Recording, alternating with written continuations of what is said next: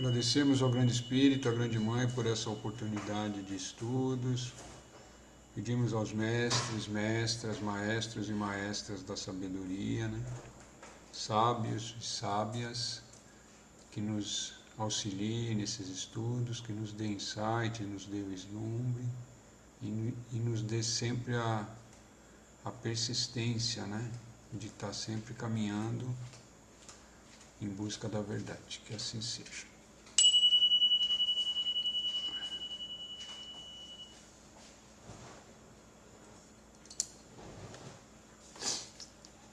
Antes de começar aqui propriamente dito, né, vamos responder as perguntas que foram deixadas durante a semana aqui.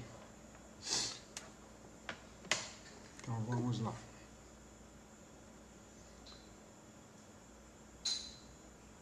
Deixa eu achar as perguntas aqui.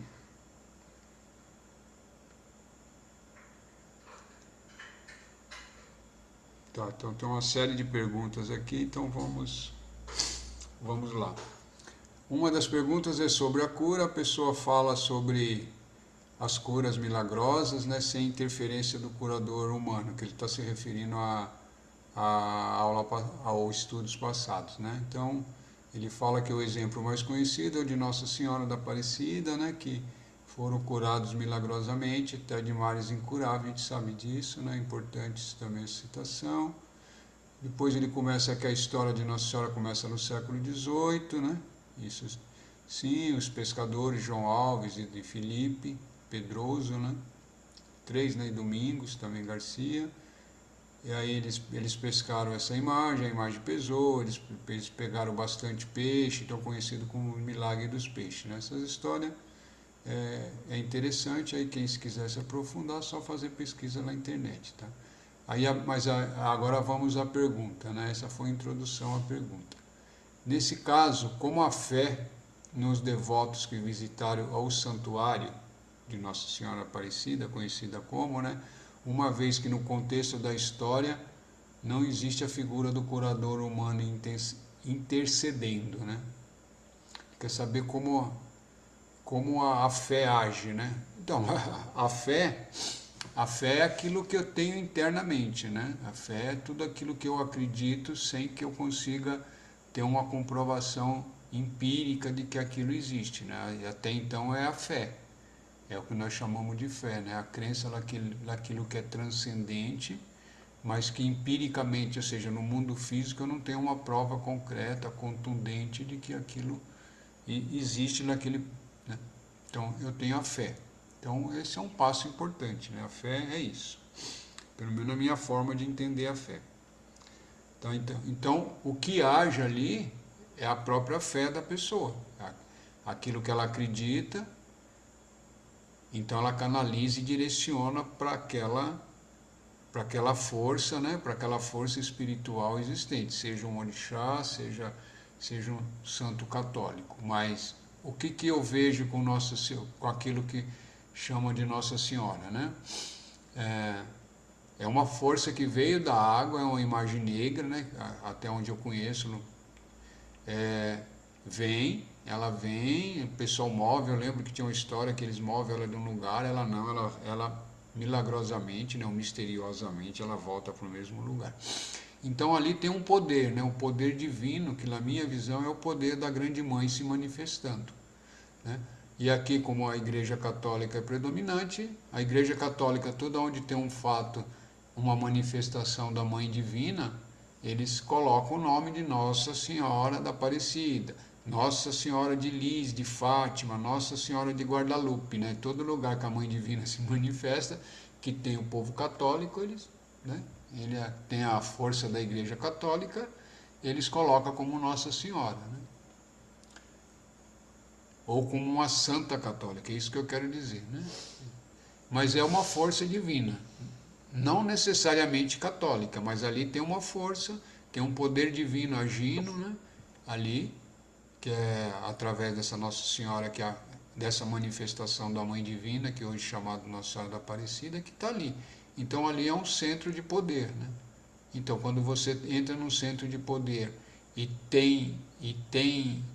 e tem fé, a chance de ocorrer uma cura existe. É assim que funciona, como qualquer centros energéticos divinos manifestados no planeta. Pelo menos é assim que eu vejo, essa é a minha visão. Próxima pergunta, sobre o espírito.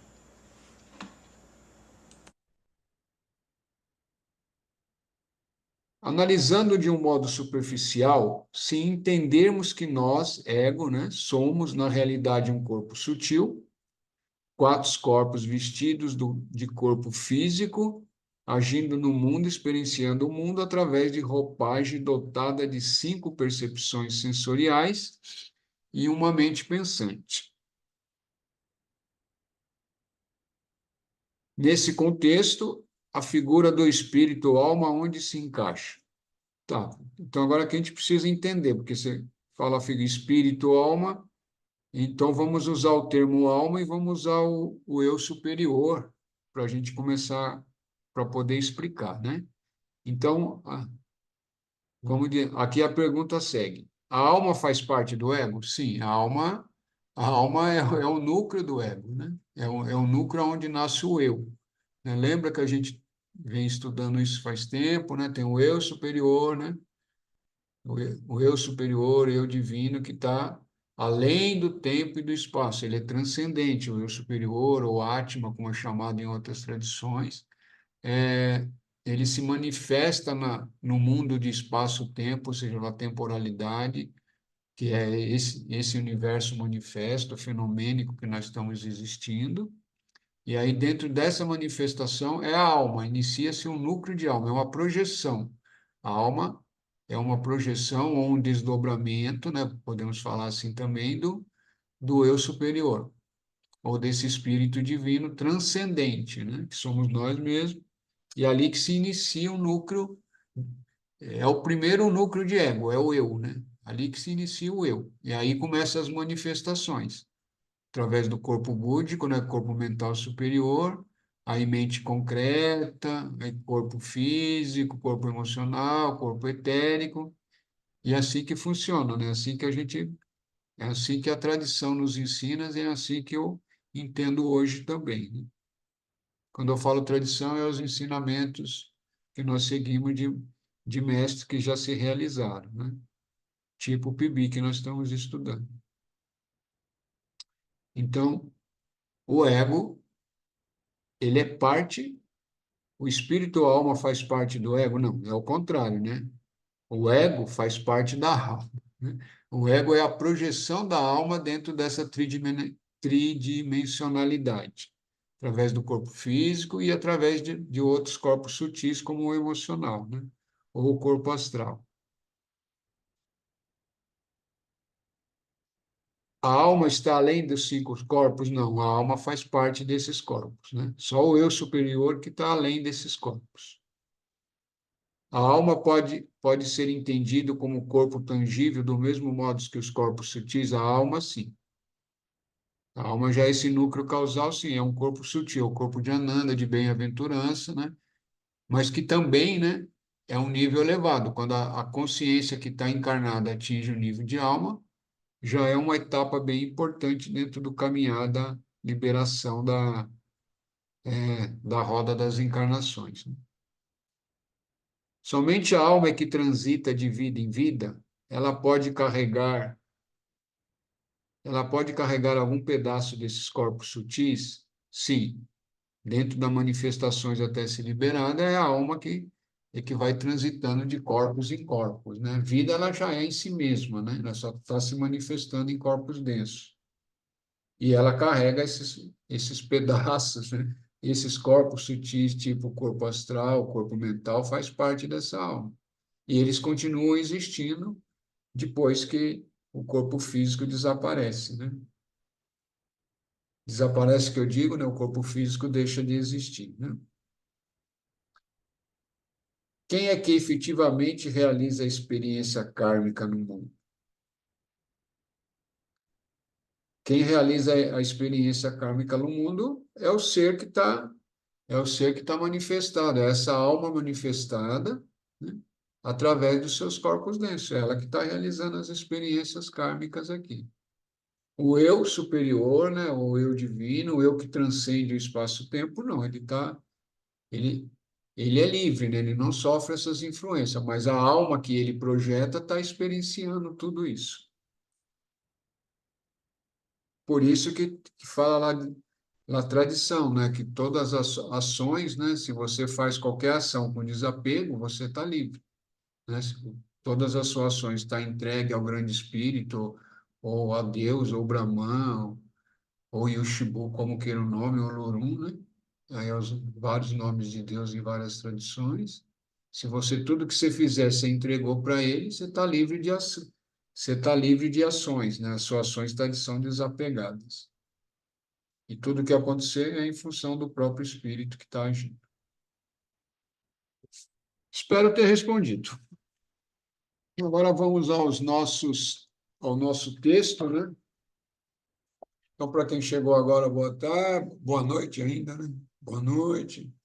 Boa noite, Boa Alex. noite, Paulo. Sou Alex. Boa noite, Mãezinha. Boa noite, todo mundo.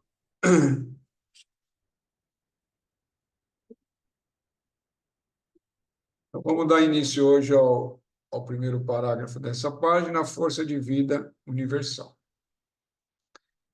Aqui o Pibi começa dizendo, né, que há uma ordem universal, um modo que a natureza, entre parente de Deus, tem de organizar as coisas.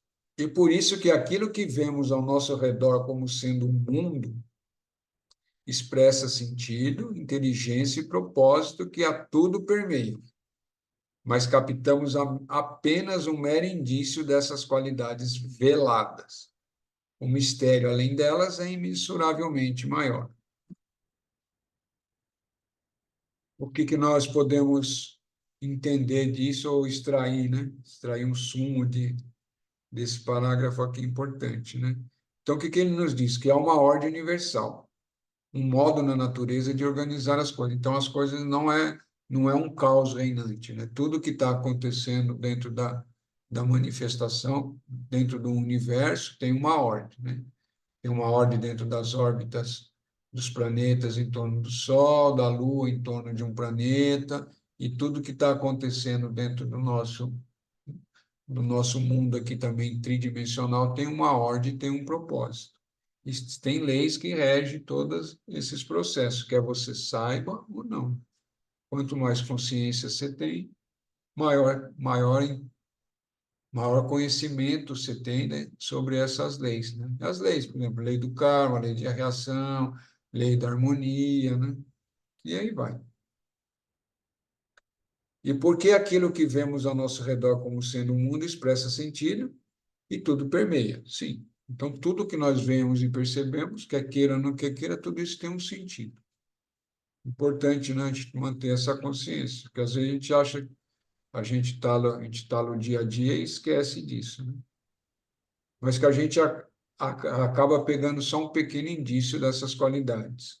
Por quê? Porque as coisas estão veladas. O que é esse velamento? Velamento, primeiro, a maioria das pessoas já esqueceu, né, que é um espírito e que está no mundo através de um corpo físico e que esse corpo vai deixar de existir, mas que você como essência, né, nunca vai deixar de existir. E que tudo que está manifestado e tudo que é a manifestação é o próprio grande espírito existindo em tudo e em todos. Agora, o que está além disso é um mistério ainda muito maior, né? Isso aí para a nossa mente humana ainda pode ser que uma hora ou outra tenha alguns vislumbres, né? Do, do imenso que está por trás de todo esse universo, né? Que a gente chama de universo. Apesar de tudo e no fim das contas, foi a natureza que nos fez nascer nesse planeta. Não podemos, portanto, creditá-la com o poder de restaurar a saúde necessária para manter as vidas que ela nos deu ao trabalho de criar. O que ele está dizendo, né? Que, apesar de tudo, foi a natureza. O que é a natureza? A natureza é a própria manifestação, né? A própria criação. essa consciência cósmica, tudo que existe, que nos fez existir aqui nesse planeta, né? E, e aí ele pergunta, né, a gente não pode dar um crédito para que ela possa restabelecer o nosso equilíbrio? Sim, né? Podemos e devemos, né? Podemos e devemos. E sempre que há um desequilíbrio, há coisas na natureza, né, que pode estar se restabelecendo esse equilíbrio, ou buscando, pelo menos, né? Buscar uma cachoeira, buscar um contato com a natureza, buscar um contato com o mar, e aí vai, tem 500 coisas, uma montanha, montanhas, pisar na terra, né, receber a luz do sol alguns minutos diretamente, e aí vai. No momento em que você sentir que o contato verdadeiro com a única fonte de vida infinita se deu, atraia-a para seu corpo e deixe-a permear cada parte, cada órgão e cada átomo. Ela tenderá a dissolver doença e afastar as enfermidades. Esse parágrafo aqui é muitíssimo importante. Por que que eu digo isso, né? Porque aqui ele está falando. Naqueles momentos que, através de meditação ou através da medicina, você percebeu que por alguns segundos, ou milésimos de segundos, ou até minutos, aí depende de cada um, né? A capacidade de cada um de, de ter essa percepção, esse sentimento e manter, né? É você, a hora que você percebeu isso, sentiu que você está coligado ao próprio espírito, ao próprio eu superior, né? Naquela consciência que está ali naquele momento, permear, né, o corpo físico com essa energia. Por quê? Porque isso restaura todo o equilíbrio físico, né, físico, orgânico, energético, dos seus corpos aqui na tridimensionalidade. Isso é muito verdadeiro. Importante. Só para lembrar, né? Fica aí uma dica importante aí para quem medita ou para quem comunga a ayahuasca, né? Ou em outros momentos que sentir que essa força pode acontecer espontaneamente também. É muito raro, mas pode, né? Tudo pode, no espírito, tudo pode. Essa força de vida, essa energia invisível, está por trás e dentro, ao redor e acima do corpo físico. Sob certas circunstâncias, sua área pode ser vista e delineada e seu poder de cura recuperador utilizado.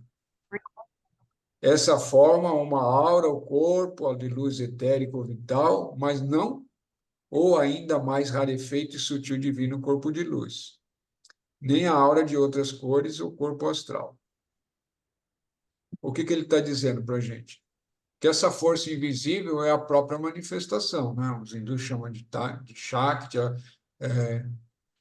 nós chamamos também de axé, né? Que é isso, essa energia vital que tudo circula e tudo permeia e que é a própria vida, né? Que está em tudo, em todos e existindo. Tá dentro de nós, fora de nós, ao redor de nós. E nós existimos dentro dessa força.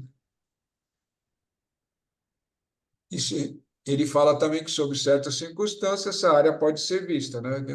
Que é essa energia que envolve o corpo etérico nosso, né? Ou o corpo de energia, que é que a gente chama de aura, que pode ser visto, né? Pode ser visto camadas do corpo astral, isso para quem é vidente, né? Quem é vidente, se olhar uma aura, dá para ver. Se fizerem exercícios também para ver a aura, também dá para ter um vislumbre dessa visão da aura, né? Mas ele fala que essa aura, tudo isso, e por mais sutil que seja, essa não é ainda, não é o corpo de luz. O corpo de luz é o que está transcendente, né? É o que transcende a própria alma.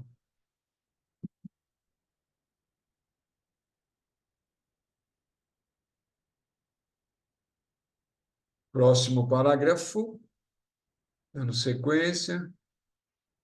Aquele poder que originalmente trouxe o corpo físico à existência mantém suas funções autônomas, cura suas doenças e sana suas chagas. Está dentro do próprio corpo, é o aspecto da força vital da alma, o eu superior. Sua virtude curativa pode se expressar por vários meios, como ervas e alimentos, banhos quentes, frios ou de lama, respiração profunda, exercício e osteopatia, ou pode se expressar pela completa ausência deles, como no jejum, frequentemente o meio mais rápido e efetivo. Ou desdenhando completamente os métodos físicos, ele pode agir direto e quase miraculosamente como uma cura espiritual. Aí é que está a beleza aqui também desse parágrafo, né? Então, o que ele está falando aqui, né? Esse poder que é a força, que é Shakti, que é a energia, que é o axé, que nos faz manifestar aqui dentro esse corpo físico e que nos mantém esse corpo físico biológico aqui funcionando, todos o sistema deles é autônomo, né? Todos não, né? É com exceção dos movimentos. Mas o coração ele funciona automaticamente, sem você ter interferência de você pensar que ele precisa bater. A respiração também, em sistema, ela funciona automaticamente, embora você possa interferir na respiração, parando, né? Mas você não pode ficar muito tempo sem respirar. Os rins funcionam também automaticamente, fígado, intestino, bababi, bababá, bababá, né? Todos, e está realimentando a circulação, está ali funcionando, não, ele ingere o alimento é energia, vai para o sangue é bombardeado, bombado, né? E vai para o cérebro, e vai para as células, e aí vai. É todo um sistema que está funcionando, que funciona, né? Automaticamente, sem ter que ficar pensando. Eu não tenho que ficar pensando no rim, não, meu rim agora precisa funcionar, porque não sei o quê. Meu, não, está tudo funcionando ali. Então, ele fala que essa força está dentro do próprio corpo, né? Que foi essa força que manifesta esses corpos, né? Dentro dessa realidade que nós estamos. Então, ela tem energia curativa dentro de si mesma, né? Mas ela também pode se expressar milagrosamente, como ele fala lá, a última frase aqui, né? Ou seja, mas daí já é intervenção divina ou as próprias forças se manifestando. Lembrar que o espírito pode tudo, né? O espírito fala o grande espírito, né? Pode tudo. A grande mãe também, que é a própria natureza. Mas, mas também ele coloca aqui coisas importantes, né? Que não é só isso, porque às vezes isso não acontece, aí você tem que usar algumas coisas, né? Como ervas, né? Tem bastante fitoterápicos que existe dentro da nossa, principalmente aqui no Brasil, muito rico, né? De fitoterápico, as próprias medicinas da floresta, que mais? É, é, Oh, meu Deus. Aqui ele chama de lama, argila, né? Argila terapia, né? Que é colocar argila sobre ar, e tem todo um sistema aí que é fácil de aplicar, fácil de fazer, mas pouco usado, né? Escalda os pés, aromaterapia, massagem. Ixi, tem coisas que não acabam mais, né? Mas às vezes a gente tem que buscar isso, né? Respiração, que são os pranayamas, né? É isso aí. Ou através do jejum, né? Aí já é uma outra história. Jejum também funciona nas curas, né? Quando você está buscando uma cura, você fazer algum jejum total, só de água, só com algumas frutas. Aí é de cada um, hein? Isso aí tem que, quem se sentir atraído por isso, tem que pesquisar bastante, né? Dando sequência aqui. Gente, preciso pegar uma água que a garganta secou. Hoje eu não fiz chá, pegar água mesmo.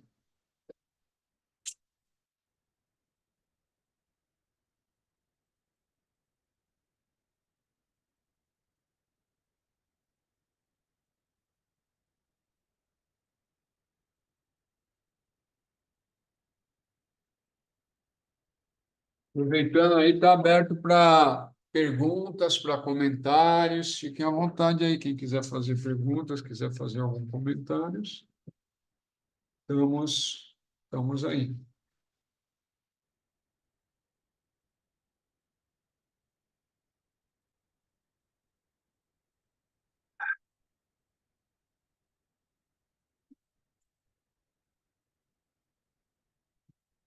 Agora a água ficou aqui, ficou mais fácil. Então vamos dar sequência. Não há milagres na natureza, mas há eventos para os quais a ciência não possui chave alguma. A consciência humana, por exemplo, é capaz de manifestar poderes que contradizem o conhecimento psicológico, assim como o corpo humano é capaz de manifestar fenômenos que contradizem o conhecimento médico. Também os poderes, quanto os fenômenos, podem parecer miraculosos, mas na verdade se manifestam a partir de leis ocultas do próprio ser do homem. O processo acontece na obscuridade apenas para nós. O que ele está falando? Que os milagres, né? Os milagres, aquilo que a gente chama de milagre, as coisas que parece que aconteceu um milagre, né? Às vezes a pessoa estava lá com uma doença ruim, não tem doença boa, né? Isso é redundante. Estava lá com uma doença terminal, e aí de repente, parece que por um milagre, a gente chama de milagre, aconteceu ali que a pessoa recupera a sua saúde, aquela doença desaparece, né? Então, para nós é milagre. Mas o que ele fala e o que a gente sabe, né, que não há aquilo que a gente chama de milagre. É milagre para nós aqui, porque a gente não tem explicação. Então, tudo que acontece de benéfico que não tem explicação, nós chamamos de milagre. Mas que por trás daquilo que a gente chama milagre, há leis agindo e interagindo, né? Forças atuando que, que manifesta-se através daquilo que a gente chama de milagre, né? E que a mente tem poder, isso a gente já sabe, né? A mente, tanto o corpo físico também tem essa capacidade de regeneração que parece milagrosa em alguma situações, né? E uma das coisas, assim, na minha visão também, né, e na visão também do Agostinho, né, Agostinho Guzmán, o peruano lá que a gente conhece, o nosso amigo, é o sono, né? O sono é uma coisa importante para se restabelecer possibilidades de cura dentro da gente, né? Então, o, entrar em sono profundo mesmo é muito importante, né? E às vezes por isso que o Agostinho ele fala muitas vezes de, né, quando a pessoa está com os processos sérios, precisa resetar tudo que ele tem, né, é trabalhar com óleo de cannabis, né? Porque o óleo de cannabis segundo ele, né, eu não sou especialista não, é um sonífero, é o melhor sonífero que tem, então faz você dormir. Então, e a hora que você dorme várias horas, então você vai o teu organismo, o teu mental, os teus corpos vai tendo chance de entrar naquilo que a gente chama de homeostase, não, equilíbrio, né? Vai entrando em equilíbrio, vai se reequilibrando.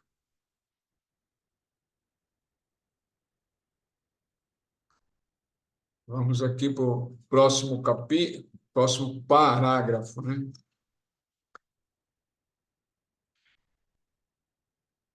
Após sentir o poder e a presença divinos dentro de si mesmo, como a recompensa por sua busca meditativa,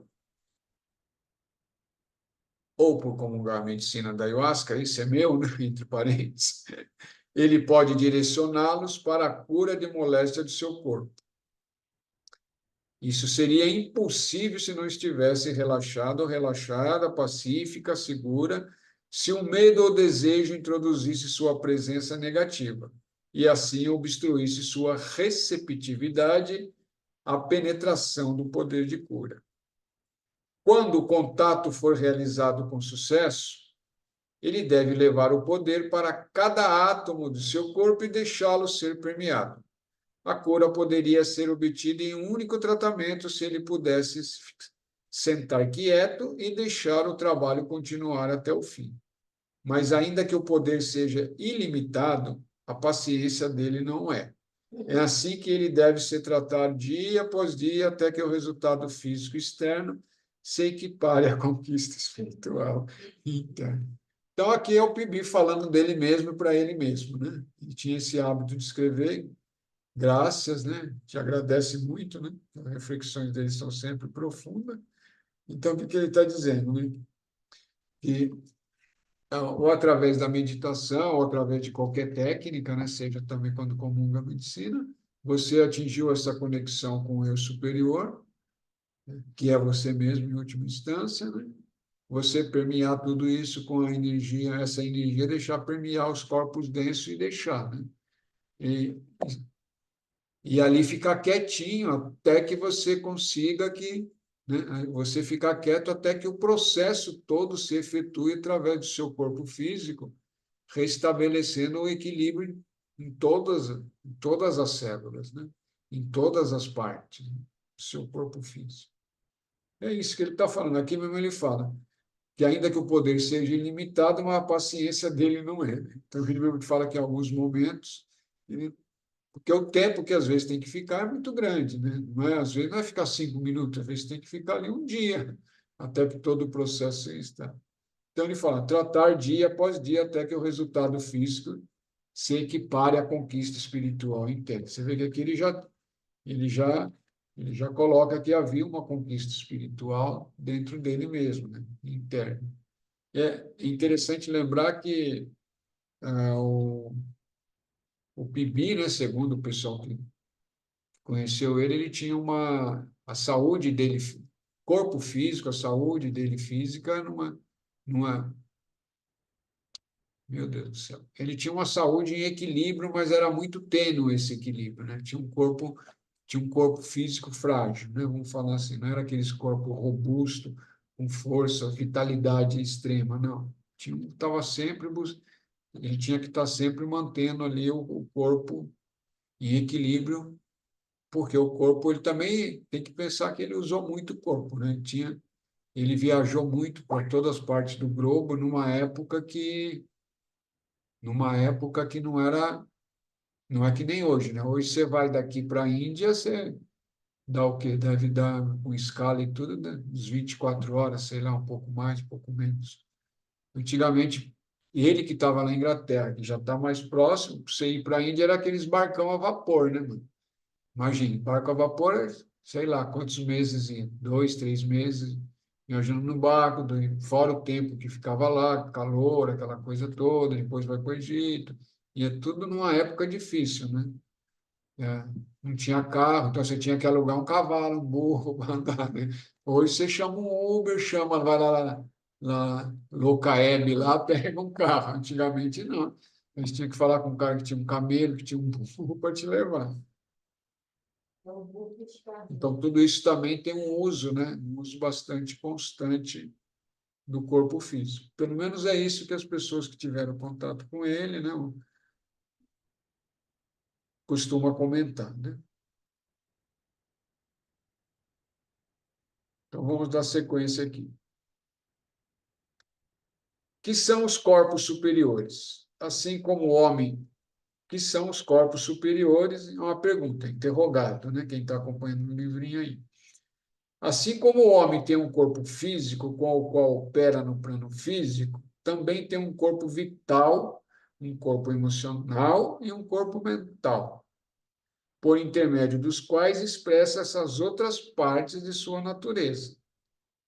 Esse é o ensinamento dos teosofistas, dos hindus e dos ocultistas. Esses corpos sobrevivem à morte do corpo físico, mas são reduzidos a átomos somente quando, entre as encarnações, a pessoa passa por um estado de feliz sono sem sonhos. Mas, do ponto de vista filosófico, os corpos superiores são simplesmente corpos-pensamentos, ou mais corretamente, estados de consciência. Profundo, né? Bem profundo. Então, vamos ver o que a gente consegue entender aqui, ou dar uma ampliada, né? Vou ver se os comentários serão felizes aqui agora, né? Então, ele coloca corpos superiores aqui como, nessa pergunta, entre aspas, justamente por isso, né? Então, ele fala que a gente tem um corpo físico, isso a gente já vem estudando faz tempo, né? Corpo físico, corpo etérico, corpo mental, bababá, bababá, bababá, todos esses corpos aí. Então, ele também fala que isso é o ensinamentos isso também os teosofistas, para quem não sabe, ou para quem já sabe, talvez relembrar, né? O que são Os teosofistas é um movimento que começou em 1800 e tralalá, com a mais conhecido como a Helena Blavatsky. Eu não sei se vocês já viram, ela tem uns livros muito interessantes que chama a Doutrina Secreta, Isis Sem Véu, Fogos e não sei o quê. Foi ela também que, na época, ela fundou, né? Tem que lembrar que a mulher não era fraca, não, né? A mulher era muito forte. Quem se sentir de pesquisar sobre ela, acho que vale a pena, assim, que é uma pessoa muito importante dentro do movimento espiritualista dentro do Ocidente, né? Tem que lembrar que ela era uma mulher daquela época, né? 1800, então ela não era se hoje já não é fácil ser mulher, imagina naquela época, né? Aquela mulher, ela se ter a firmeza que ela tem, escreveu pra caramba, né? E aí é interessante saber sobre isso daí.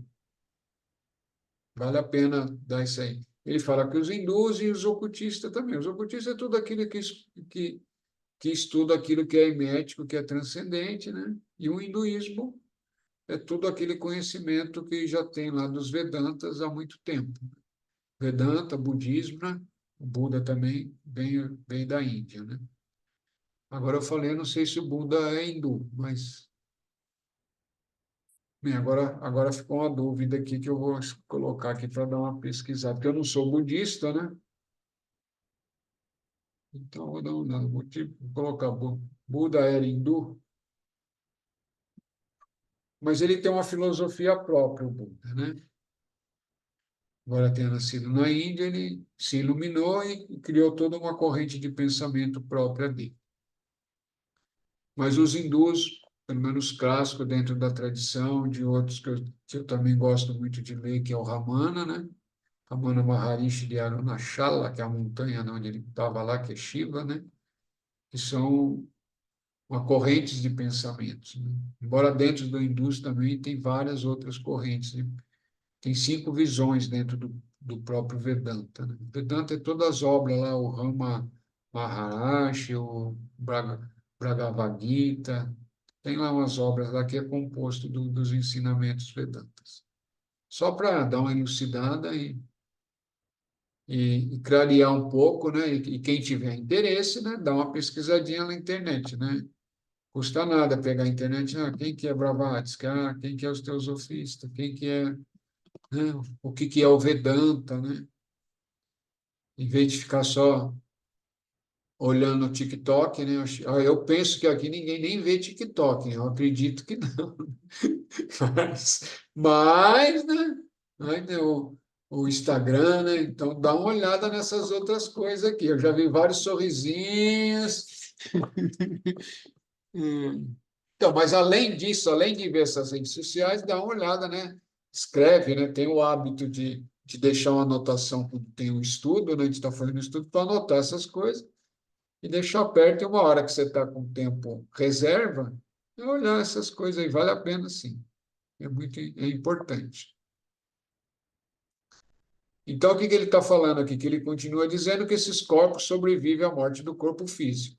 Sim, o corpo astral, né, o corpo etérico, o corpo astral, o corpo etérico vai se diluindo com o tempo, mas o astral o astral tem uma sobrevida grande, né?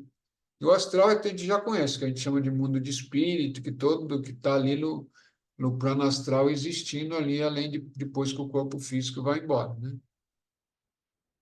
E aí ele fala que esses corpos continuam existindo até que o ser, né, essa consciência que existe da alma, né, entra num estágio de sono sem sonhos, né? Mas do ponto de vista filosófico, esses corpos, né, são simplesmente corpo-pensamento. E é verdade, né? Todos esses corpos aí são só manifestações de pensamentos também, né? É, pensamento dentro da grande criação, né, gente? Mas não deixa de ser pensamento, né? Ou, mais corretamente, né, ele dá uma corrigida aqui também, estados de consciência, ou manifestações da consciência, né? Eu prefiro entender que todos esses corpos nossos são manifestações dessa consciência. Eu, né, eu sou existindo, manifestado no corpo físico, manifestado no corpo astral, ou manifestado num corpo mental superior, né? também sempre sou eu, né? Eu sempre sou eu sou, né? Nunca deixa de ser eu sou. A não ser quando você, né, você não tem consciência, aí fica tudo, parece que, né, que tem parece que tem um eu que está sonhando, parece que tem um eu existindo aqui, né? Aí é por causa do velamento ainda. Então, essa consciência precisa ir chegando paulatinamente, né? Por isso os estudos, por isso ah, as práticas, né? Quem não consegue meditar, praticar pranayama, quem não consegue fazer pranayama, praticar japa, né? Que é aquelas continhas de ficar fazendo mantras, né? Importante também, né? Porque cada um de nós estamos num estágio, às vezes pode até vindo de um estágio avançado na outra vida, mas aqui o corpo que adquiriu, ou aonde o meio que nasceu, a mente é agitada. Então, o primeiro passo é trazer concentração para a bendita mente, né? A mente que tem isso. A mente é essa percepção aqui que vê através dos cinco sentidos que faz que eu perceba essa existência aqui. Então, essa mente precisa ter disciplina, né? Goste ou não goste da palavra disciplina, se não gosta é problema de cada um, né? Mas se não gosta, fica sempre girando, fica sempre girando. Bom, quer passar uma encarnação girando, passe, né? E não é Yansan, né? Porque Yansan é uma divindade, você está girando, mas você está girando em torno só dos seus próprios pensamentos, né? Porque também tem os sufis, né, que é lá do Oriente Médio, uma das expressões dele mais conhecida é o Rumi, né? É um poeta místico muito importante também. Quem quiser escrever aí, escreve aí Rumi. É um, é um místico poeta, né? Então ele tem várias obras de poesia mística que são, mas daí você tem que ler, né? Não é ler como se estivesse lendo Carlos Drummond de Andrade, é ler como se estivesse extrair o que tá do que ele está falando ali, né? É lindo, né? Quer dizer, para quem gosta, né? É isso.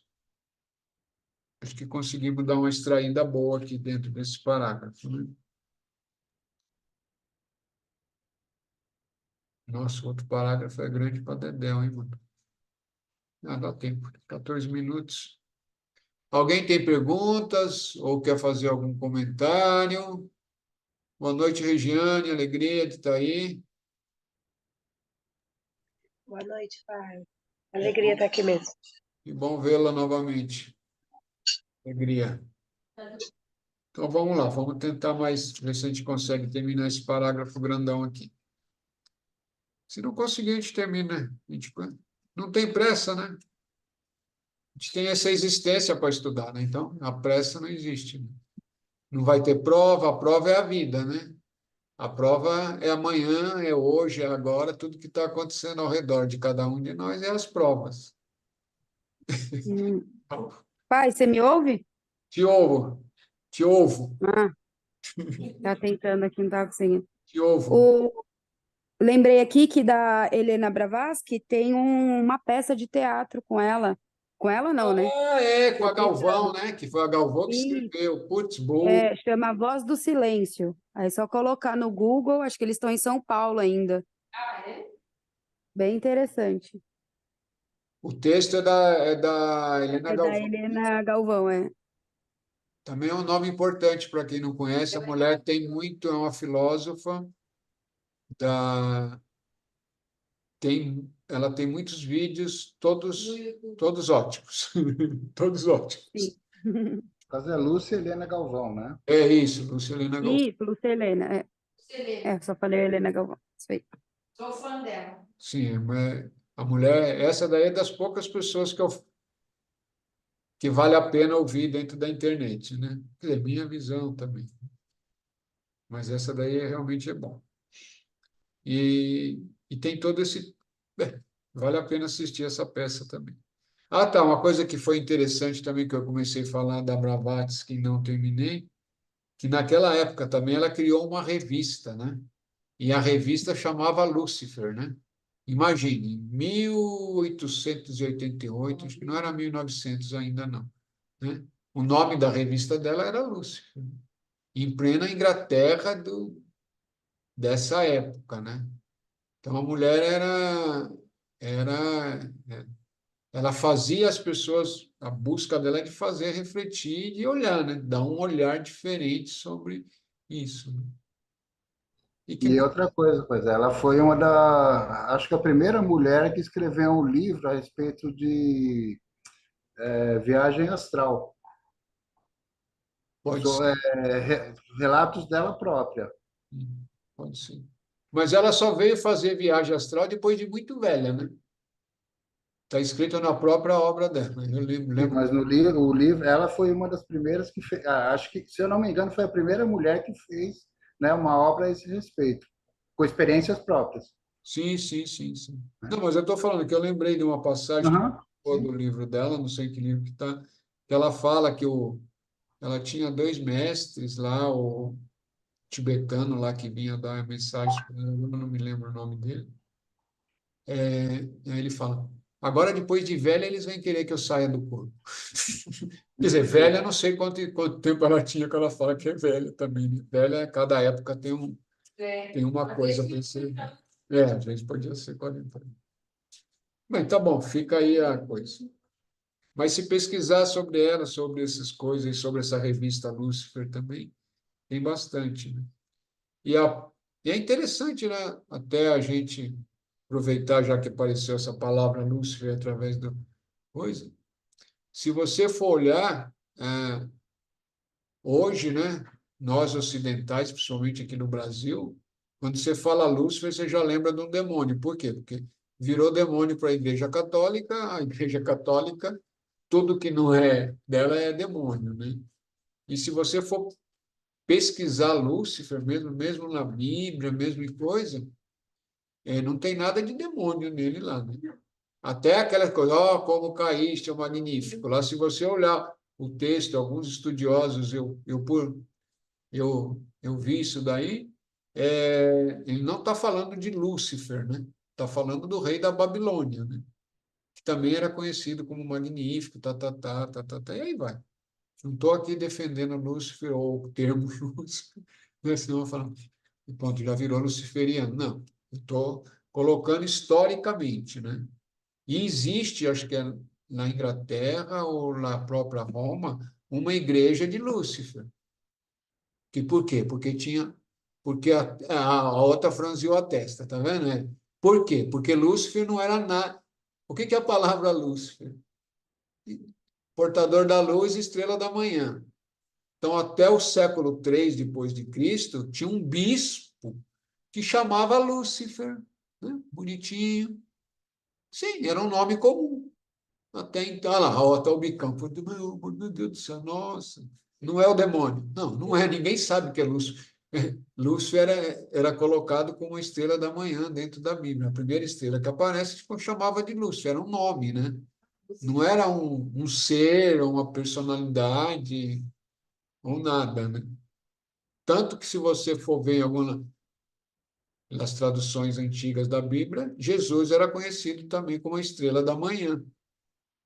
E a estrela da manhã é o nome que se dá a Lúcifer. Então Jesus era, não tem nada a ver. Estamos só falando de nomes e como esses nomes depois foram se tornando demoníacos, né? Porque daí foi associado com os anjos caídos, por causa desse texto da Bíblia, e aí virou demônio a palavra Lúcifer, né? É isso, só para entender. E a mulher colocou essa revista, onde escrevia artigos sobre todas essas coisas que a gente estuda hoje, que tem milhares de coisas lá na internet, né? Mas não era numa época que não tinha isso. Para você adquirir esses tipos de conhecimento, você tinha que ou ter acesso a alguém que tinha uma biblioteca, que tivesse alguns livros, ou associar-se a algum grupo que pudesse estar te passando esses conhecimentos. Não era assim, e nem hoje. Hoje você digita qualquer coisa, tem 1 trilhão de coisas. E é também como foi falado em alguns mestres lá, né? Isso lá 200 anos, 300 anos lá atrás. Então, todos esses conhecimentos serão falados no alto do telhado, né? O que é? Nas nuvens, no satélite, tudo aí as informações. Então é isso, meu povo. Por hoje é só. Eu agradeço a presença. Quem quiser fazer comentários, temos 7 minutos. Quem quiser fazer perguntas, temos 7 minutos.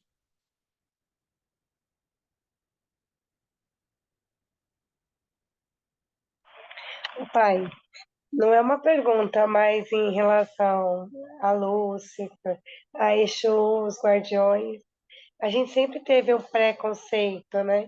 Porque foi trazido isso cultural pra gente, né? Apesar da minha mãe sempre ser espírita, eu sempre tive esse preconceito. Falava disso, eu já olhava com um olhar negativo, muito negativo. É enraizado isso. Agora que eu estou aprendendo a ver com outros olhos, a ter um pouquinho mais de compreensão. Os preconceitos É, existem. Eu também eu venho de uma família católica bem forte, né? Bem forte mesmo. Mas eu, internamente, aos 12 anos, eu consegui deixar a Igreja Católica. Não sei nem como e nem porquê, né? Mas dentro de mim alguma coisa rompeu, eu deixei o catolicismo. Mas a marca da imposição desses 12 anos, né? Não é fácil você transcender, não. Principalmente esses conceitos de demônios, de não sei o quê, de não sei o quê. Isso leva alguns anos para você ir perdendo esses ranços, esses preconceitos, né? Não é virar adorador de nada, mas ver historicamente o que tem sentido, o que não tem sentido dentro de tudo aquilo que é falado, né? Porque muita coisa do que chamam de demônio é criação, né? Não existe lá um ser realmente e é um demônio. Lógico que existem demônios, existem seres demoníacos, vamos falar. Óbvio que existe, né? Somos idiotas, né? Mas o que eu estou falando é que alguns nomes que são colocados como demoníaco foi por um jogo político, religioso e político, para quê? Para que aquela divindade né, fosse sumindo, para que uma outra divindade fosse assumindo o poder, né? Isso em todas as colonizações, o vencedor faz isso, né? Ou vai associando e mesclando, né? Os romanos eram mais inteligentes, eles não destruíam, eles mesclavam, né? Agora, outras não, outras quer destruir, colocando outras divindades de outros povos que foram vencidos, ou os que são combatentes, como divindades demoníacas. Que não é a minha divindade, isso é demônio. É isso. Historicamente é isso. O que eu estou falando não é nada de novo, né? É só pesquisar historicamente a história das religiões, dos deuses, das divindades, do sistema de que coloniza, né? É isso.